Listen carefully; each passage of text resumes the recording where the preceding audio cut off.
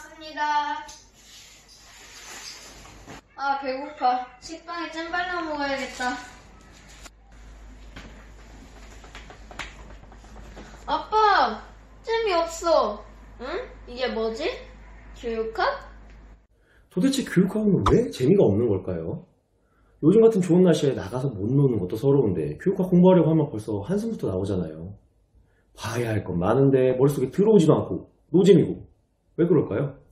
혹시나 나만 그런 걸까 하고 자책하지는 않으셔도 됩니다. 많은 수험생들이 공통적으로 겪고 있는 현상이니까요.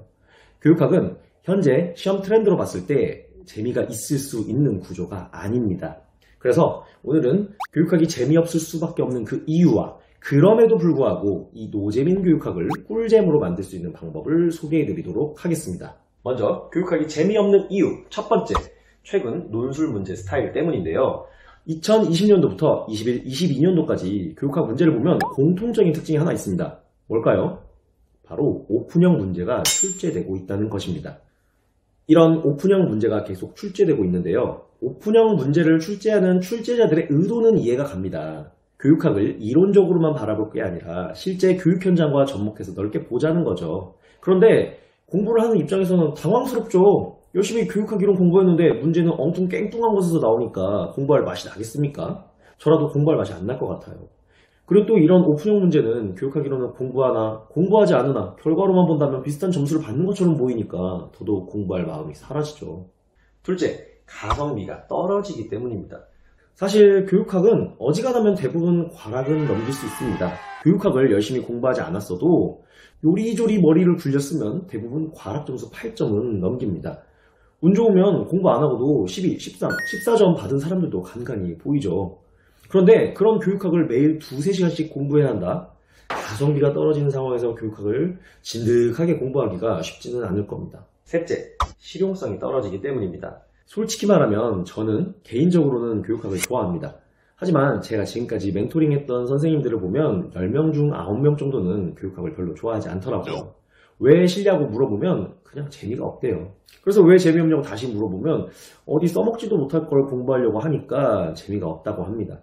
듣고 보니까 그렇게 느껴질 수 있겠더라고요. 전공 과목은 원래 자기가 좋아했으니까 사범대까지 오게 만든 요인이었을 거고, 그리고 교직에 나가서 자기 교과를 가르칠 때 필요한 지식들이니까 전공 과목은 자연스럽게 공부 의지가 높을 겁니다.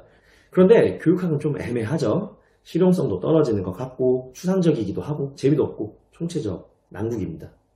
그렇다면 교육학을 계속 이렇게 노잼인 상태로 놔둬야 하는가? 아닙니다. 아빠! 잼 있어! 잼 찾았어! 노잼인 교육학도 꿀잼으로 바꿀 수 있는 방법이 분명 있습니다. 심리적 전략과 실제적 전략이 있는데 우선 실제적 전략부터 볼게요. 첫째, 출제율을 보고 범위를 좁히는 것입니다. 교육학이 논술 시험으로 바뀐 지 햇수로는 9년 정도가 됐는데요. 교육학도 영역별 출제율을 보면 출제 빈도가 높은 영역과 낮은 영역이 있습니다.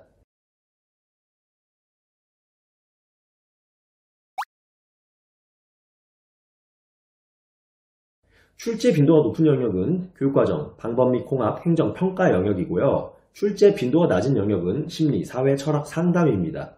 그럼 우리는 이런 상황에서 어떻게 하면 될까요? 답 나왔죠?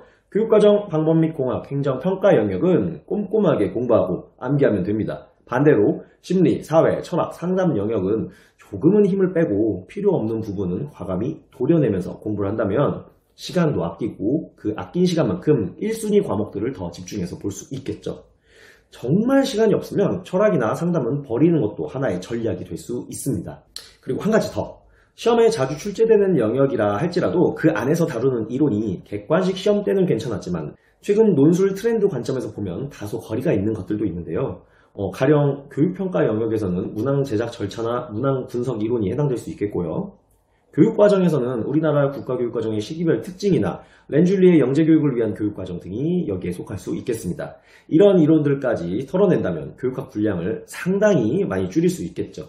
둘째, 오픈형 문제를 대비하는 것입니다. 이론만 공부하면 오픈형 문제를 준비할 시간이 없어서 불안한 마음이 점점 쌓이죠. 그럴 때는 차라리 교육학 시간을 살짝 떼어내거나 집중이 안 되는 시간대를 활용해서 최근 교육 상황을 담고 있는 미디어 자료들을 살펴보면 좋은데요.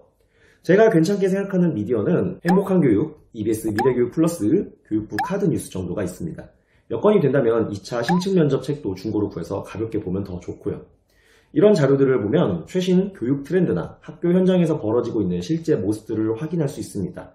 이렇게 자료를 보면서 공부한다면 오픈형 문제를 대비하기가 더 좋죠. 단, 미디어를 볼 때는 목적 의식을 갖고 보는 게 좋습니다. 무작정 보기보다는 교육학 논술 문제로 나오기 좋은 주제가 뭔지, 해당 주제가 어떤 문제 형식으로 나올 수 있을지 생각하면서 봐야 된다는 거죠. 셋째, 인강의 노예에서 벗어나는 겁니다. 연간 패키지 끊으신 선생님들, 강의가 너무 많아서 힘들지 않으세요? 주변을 바라보면 교육학이든 전공이든 연간 패키지 강의에 허덕이다가 정작 자기 공부는 못하는 분들이 많이 보이더라고요. 그런데 여러분도 이미 알고 계시죠? 공부는 결국 누가 마무리합니까? 자기가 해야죠. 기본 이론 인강은 한두 번이면 충분하다고 생각합니다. 그 이상은 좀 과해요. 시험에 합격하려면 인강에만 의존할 게 아니라 스스로 기출 분석도 하고 암기 인출 연습도 꾸준히 해야 합니다. 패키지만 따라간다고 저절로 공부가 된다는 것은 아니라는 거죠. 공부했다는 느낌은 받을 수 있습니다. 하지만 그 느낌은 실력과 비례하지 않는다는 것이 현실입니다. 그래서 여기서 한 가지 팁을 드린다면 강의가 너무 많아서 부담된다면 강의를 부분적으로 이용해 보세요. 강의를 무조건 완강할 게 아니라 부족한 영역이나 개념 위주로 이용하자는 거죠. 실제 합격생들도 이 방법을 종종 사용합니다. 이론 강의를 마쳤다면 심화 강의나 기출분석 강의 그리고 문풀 모고 강의를 필요에 따라 선택적으로 듣는 것이죠. 예를 들어서 심화 강의를 듣더라도 내가 잘 아는 영역은 넘기고 잘 모르겠다 싶은 영역이나 개념만 부분적으로 들을 수 있고요. 문제풀이나 모고 강의도 시간 없으면 문제지와 해설지만 구하고 해설 강의는 모르는 문제에 한해서만 듣는다면 시간을 상당히 아낄 수 있습니다. 이렇게 한다면 시간은 시간대로 아끼고 내 공부 시간도 확보할 수 있어서 효율적인 계획 운영이 가능해지죠. 물론 욕심이 있으면 그 아낀 시간만큼 다른 강사 문제를 풀어보면 적용력과 응용력도 기를 수 있고요.